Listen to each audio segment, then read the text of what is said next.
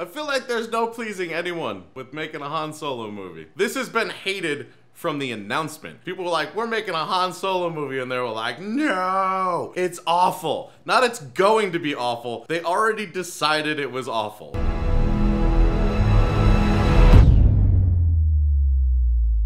What's going on, guys? Welcome to Boss Level 8, where we make fun of movie critics. We're talking about Solo, the Star Wars story, or a Star Wars story. We're looking at Jordan Ruami's review, and I am reading this for the first time with you guys, so I don't know what it's gonna be. Some people hate this movie, so I have a feeling that there's gonna be a lot of hate. I don't care if he likes it. I just care if it's stupid. But before we do that, if you like what you see, make sure you hit the subscribe button and the little bell right next to it. Now let's make fun of this guy's review. I saw Solo, a Star Wars story last night in Cannes. Is it Cannes?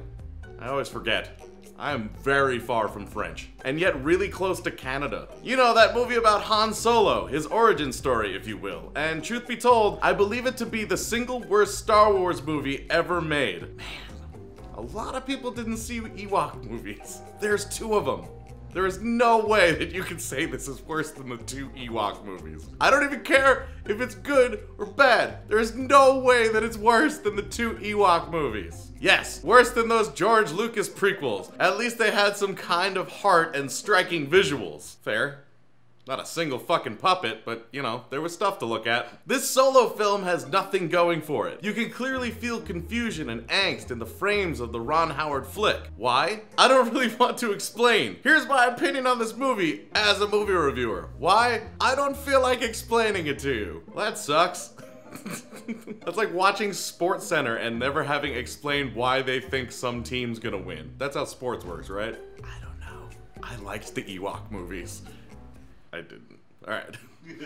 All the production chaos that happened within the film, including the firing of directors Chris Miller and Phil Lord. Okay, so you don't want to go through all of the changes and things that happened behind the scenes that made it such a horrible film. Got it. Okay.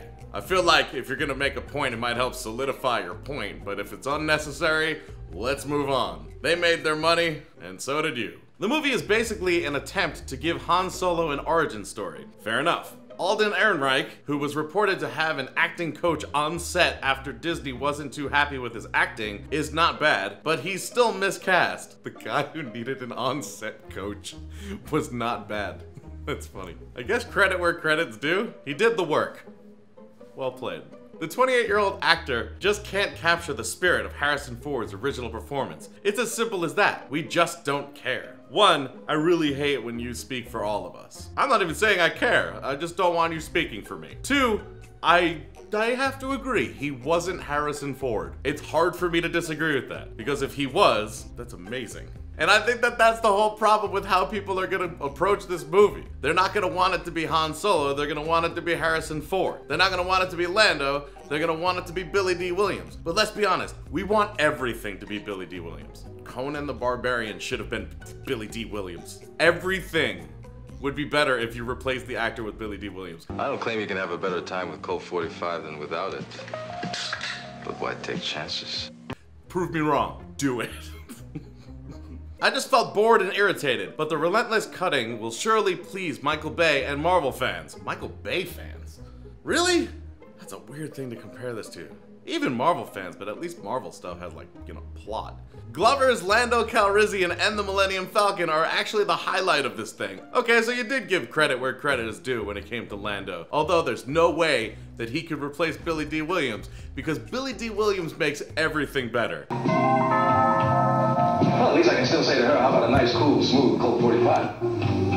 How about a nice, cool, smooth Colt 45? Prove me wrong. So are the last 20 or so minutes, which might save it from Razzie nominations. But at 143 minutes, this is a ludicrous attempt at making something out of a problematic production that will become infamous very soon. I don't know, man. Like, I could understand it having problems, but if you're not gonna go through and explain all the problems to make your point valid, I feel like I can't take your point. Don't make me do all the research for your shit. That's the part that's unfair, is you have a point, you're trying to make the point, but all the stuff that backs up your point, you said right at the beginning of your review that you're not gonna tell us about it. So I don't even know if your point's valid.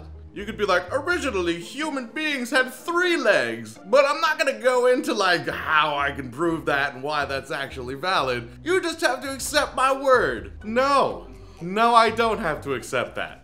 Also, that was probably just a guy with a large penis. Thandie Newton's Val, a member of Harrelson's crew, is underused and useless. Phoebe Waller-Bridge, who voices Lando's droid companion, is nice comic relief. And Paul Bettany's villainous Dryden Voss is the worst Star Wars baddie I have ever seen. The thing is that the worst Star Wars baddie is still better than most bad guys. Star Wars has like the best and most iconic bad guys every single time. Every time they come out of the movie, they have an amazing bad guy. To the point where I'm going, bad guy, because it makes me do that. Because it's the only way I could downplay how fucking great Emperor Palpatine, Darth Vader, Darth Maul, they're all good. It's like, oh, he was the worst player on the Yankees. That's how sports works, right? I mean, it costs the same amount.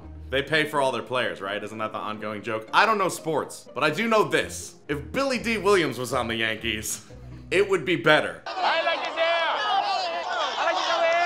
All right, come on. Prove me wrong. Listen, folks, the film just doesn't take risks. Lord and Miller gave us hope this could be a film with a vision, but Kathleen Kennedy said, no. We're gonna Disney it. There appears to be overlords. Like, there appears to be overlords that everyone thinks exist. It may be true, but everyone's like, it's her fault. Maybe? Also, you're still not backing things up. Think of what Taika Waititi or James Gunn brought to Marvel. That sort of thing is missing here. Aren't they involved with Disney as well? They get told no sometimes, I assume. But you know who doesn't? Billy D. There are 3 things that help a man stay sexy. One of them is Javon Musk. Oh, yes. The other 2, well, I wouldn't say on television. There's no directorial stamp. Ron Howard has basically done this to help a friend and receive a paycheck. Or someone was like, hey, you want to direct a Star Wars movie? And he went, oh, fucking yes. Because who wouldn't? There's no artistry. There's predictability and lots of forced nostalgic fondness. Ha, forced. I feel like there's no pleasing anyone with making a Han Solo movie. Gotta be honest. This has been hated from the announcement. Not even the trailer, from the announcement. People were like, we're making a Han Solo movie, and they were like, no, it's awful. Not it's going to be awful, they already decided it was awful. That being said, I'm curious what you guys thought of Solo, a Star Wars movie, and what you think of this review. Personally, I think the problem with this review is the fact that he doesn't actually review the movie. He talks about behind the scenes things that happened that ruined the movie, but never tells us why. He says, they were meh, they were good, nothing could really save this and it ruined things, but it never explains anything. In reality, this person went in for the wrong reasons, with crap already in his head, and there was no pleasing him. But that's just my opinion. We'd love to hear yours. Also, if it's your first time here, make sure you hit the subscribe button and the little bell right next to it. There's some more videos on the screen somewhere. You can click on one of those to see another one, and until we see you next time, geek out and game on.